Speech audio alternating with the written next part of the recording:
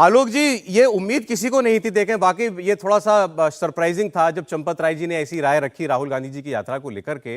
और उन्होंने तो बड़े मुक्त कंठ से कहा कि मैं आरएसएस का वर्कर हूं, आरएसएस का कार्यकर्ता हूं। मोहन भागवत जी ने क्या आलोचना की है राहुल गांधी जी की? क्या प्रधानमंत्री नरेंद्र मोदी जी ने कुछ बोला है यात्रा के बारे में? तो मैं तो स्वागत करता हूं। और सबको, अगर कोई व्यक्ति चल रहा है 3,000 किलोमीटर देश को समझने के लिए, तो बड़ी अच्छी बात है, प्रशंसनीय है, स्वागत योग्य है। मुझे लगता है आपको भी शायद उम्मीद ना रही होगी। लेकिन अब सवाल ये जो प्रेम शुक्ला जी उठा रहे हैं वो ये कि ये हिंदुत्व की उदारता है। वो हिंदुत्व जिसको आप पानी पी पी कर कोसते हैं, वो उस हिंदुत्व में राहुल गांधी की भारत जोड़ो यात्रा के लिए भी स्थान है। लेकिन आपके मन में केवल द्वेष है इनके लिए। देखिए, मुझे लगता है हिंदुत्व ना तो चंपत राय जी हैं, ना आलोक शर्मा हैं, ना प्रेम शुक्ला हैं, ना सौरभ शर्मा है। हिंदुत्व बहुत बड़ी चीज है जिसको शायद भाजपा को और खास तौर पर भाजपा के प्रवक्ताओं को समझने की आवश्यकता है। हृदय की उदारता अभी प्रेम शुक्ला साहब के शब्दों में ही आपने देखी, कितनी उदारता। वो कांग्रेस से कितना प्रेम करते हैं, किस तरह की शब्दावली का इस्तेमाल करते हैं। तो हमें सबको ही जो हिंदुत्व है उसको समझने की वास्तव में। ये बहुत ही कम निवेश पर पैकर्स एंड मूवर्स बिजनेस शुरू करके महीने का 5 लाख कमाते हैं। इनसे सीखना है तो फ्रीडम ऐप को अभी डाउनलोड कीजिए। सच में हिंदू धर्म क्या है वो समझने की आवश्यकता है। और जिस तरह की शब्दावली का इस्तेमाल कांग्रेस के लिए अभी हुआ, मैं समझता हूं उसको मैं रिपीट भी नहीं करना चाहता। और उसी से सब कुछ क्लियर हो जाता है कि बीजेपी कौन से हिंदुत्व पर चलना चाहती।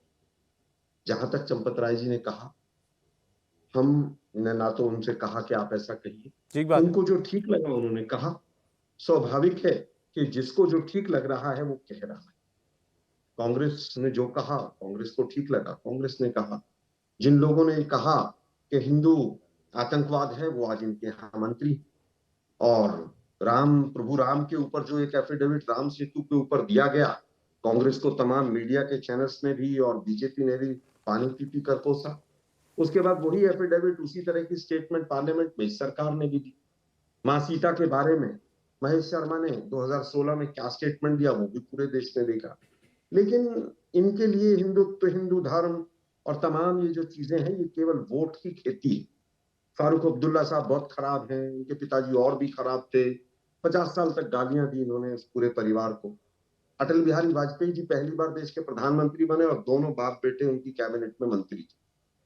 आज ये कह रहे हैं सब भारत तोड़ने वाले साथ चल रहे हैं। अरे भाई, तो आपकी सरकार क्या पकौड़े तल रही? अगर भारत तोड़ने वाले खुले यात्रा में चल रहे हैं तो आपकी सरकार को जेल में डाल देना चाहिए। क्योंकि टुकड़े टुकड़े गैंग के ऊपर भी जब गृह मंत्रालय से पूछा गया तो पार्लियामेंट में कहा कि इस तरह का कोई गैंग नहीं। लेकिन इनको दिक्कत किस बात से? इनको पहले कंटेनर से दिक्कत थी, फिर निक्कर से थी, फिर पादरी से थी, फिर फलाने से थी, फिर डिकड़े से थी, फिर टी शर्ट से थी, पता नहीं किस किस से दिक्कत है। असली दिक्कत ये नहीं है। असली दिक्कत यह है कि भारत जोड़ो यात्रा के माध्यम से देश में जो संदेश जा रहा है, जी। बीजेपी पूरी तरह से उससे बौखलाई हुई। बीजेपी को लग रहा है कि ये एक्सपोज हो रहा है। बीजेपी को लग रहा है कि जो नफरत इन्होंने फैलाई है 9 वर्षों में, वो अब एक्सपोज हो रही है। और केवल नफरत जाति और धर्म की नहीं, हर तरह की नफरत, शब्दों में नफरत, द्वेष, द्वंद्व।